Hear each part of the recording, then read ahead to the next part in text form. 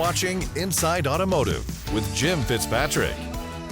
As we continue to navigate the rapidly changing landscape of retail automotive, it's imperative to take stock of the recent developments that have shaped the market. Today on Inside Automotive, we're joined by Charlie Chesbrough, who's the senior economist at Cox Automotive. Charlie, thank you so much for taking the time out of your busy schedule there to join us on the show.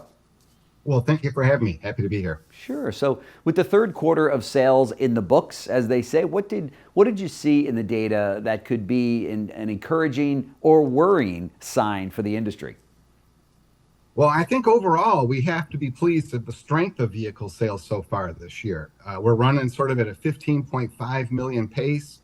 And with all of the bad economic news and sort of bad political news that we're seeing in the world, the fact that vehicle sales have held up this strong, I think, is something that we can be proud of and have some hope from as well. Yeah. But when we look forward, there is some concern that the outlook is not quite as rosy.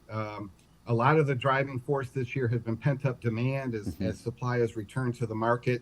And at this point, a lot of that pent-up demand is probably satiated. So it's the forward-looking market looks to be a little bit more challenging than what we've had so far. Yeah.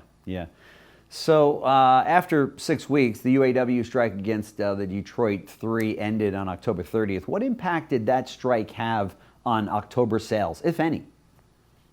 Well, it probably had a pretty minor impact on the retail side of the business. We know that dealerships had quite a bit of supply already on hand for many of the Detroit 3 products. So the hiccup that we had in production for them probably didn't have that much impact on the retail side. But we did see quite a big drop in fleet activity. In fact, fleet sales in October were down about 10%, according to early estimates. And that's the first decline that we've had this year for fleet sales. And when you go in and look at the numbers, you can see it was really Detroit 3 brands that really cut back on a lot of their fleet activity. It's not surprising. One would think that sort of with the strike going on, that maybe they held up on a few fleet orders in order to keep inventory at some of their retail channels. But that shift is probably likely to go back towards fleet now that the strike is over. Yeah. As you mentioned, October was the seventh consecutive month with a sales pace of about 15 million. What do you think it's going to take to boost sales above that level? And I think you just mentioned it's 15.9, but think we can get any higher? Well, we had October, which was a 15.5 million pace. Or 15.5, okay. The big issue we're dealing with right now is that prices are high. And for sales to arise in this economic environment, I think we're going to have to see some kind of a significant marketing or incentive offer to boost consumer buying. And that may happen. Generally the best deals are at the end of the year when brands and dealers cut prices because they want to meet internal sales goals. And we also see the days of supply has been creeping higher. So it may be likely that more discounting will occur in order for brands to gain sales and market share here to finish out the year. Sure. Inventory levels have been driving the sales narrative since the pandemic. What are you seeing in the inventory data now that's different than what you were seeing previously? Are there any concerns that the loss of production during the strike will impact future sales? I don't think that there's too much concern that sales are going to be disrupted by the strike. But certainly the inventory situation has changed dramatically over the last couple of years, from being very lean to now we see that supply has basically returned back to sort of pre-COVID levels. We're close to about 60 days of supply, or 2 months worth of inventory on hand for the nation in the aggregate. But the supply change has been big this year for certain brands. And I think one of the most interesting brands of that is the Asian brands, because we saw that Nissan and Honda both saw their supply return quite dramatically here in the first half of this year, and they gained a lot of sales as a result of that. But Toyota didn't have their inventory return. That came a little bit later. And if you look at the Q3 numbers, Toyota saw very big year-over-year sales gains and quarter-over-quarter gains, while Nissan and Honda suffered a little bit. As Toyota came back, they regained some of the customers that they had been losing to Honda and Nissan. So the inventory situation has been changing quite dramatically out there. But as we head into 2024, I think most brands have seen their inventory levels return to more normal levels. So it should be a little bit more stable environment to sell in. Oh, great. Now that we have 3 quarters of the year behind us, what are your expectations for Q4 and year end? Well, our expectations are the year is going to finish more with a whimper than a bang. The ongoing concerns about the economy and the high interest rates and high prices is likely going to keep retail activity muted. But as I said, we could see some manufacturers move the needle with some type of an aggressive marketing or incentive campaign. But without that, there's little reason to expect any kind of surge in activity to finish out the year. If you could recommend one thing for dealers to focus on during Q4 to close out the year strong, what would it be?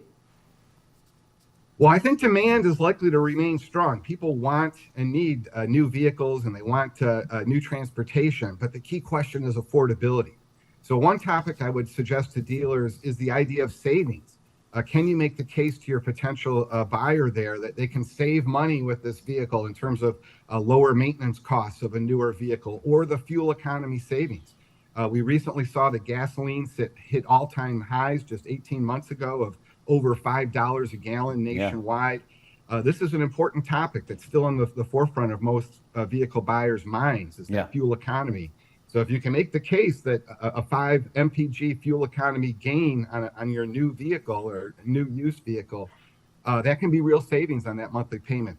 So that's something I think it's an important argument to make for some of your potential buyers out there. Yeah, no question. That's a perfect segue to my final question, and that is, what is your take on the EV situation out there? We're seeing more interest. We're seeing more buyers. I think we might finish with, 900,000 plus in terms of sales for 2023, up substantially over the last few years. However, dealers are saying, yeah, but it's still not enough based on the inventory levels we have.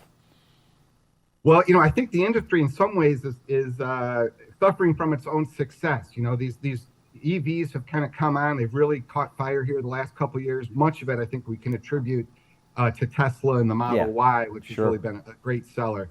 But there's so many new products that are coming. It's hard to make the argument that today is a good time to buy an EV. I'm going to have more product selection if I wait. I'm going to have a better range probably on the next version of a vehicle if I wait. And with all the discounting that's going on, it's very possible I'll be paying a lower price if I wait. So there's not much of a compelling argument right now that the industry's put forward to go out and buy an electric vehicle today. But I will say, I think most consumers that are shopping and look at these products are going to be impressed that there really is, it's a phenomenal piece of machinery. And if you've driven in an EV, you know that it is a different driving experience. Oh, yeah. And I think as people shop, it may not catch fire, and we may not get to 50% market share as quickly as everybody thinks. Right. But I think the outlook for EVs still remains quite optimistic. Yeah, for sure. Charlie Chesbrough, Senior Economist at Cox Automotive, thank you so much for your insight today. It was a pleasure catching up. I know that our viewers and subscribers will get a lot out of your talk. So thanks so much. All right, thank you. Thanks. Thanks for watching Inside Automotive with Jim Fitzpatrick.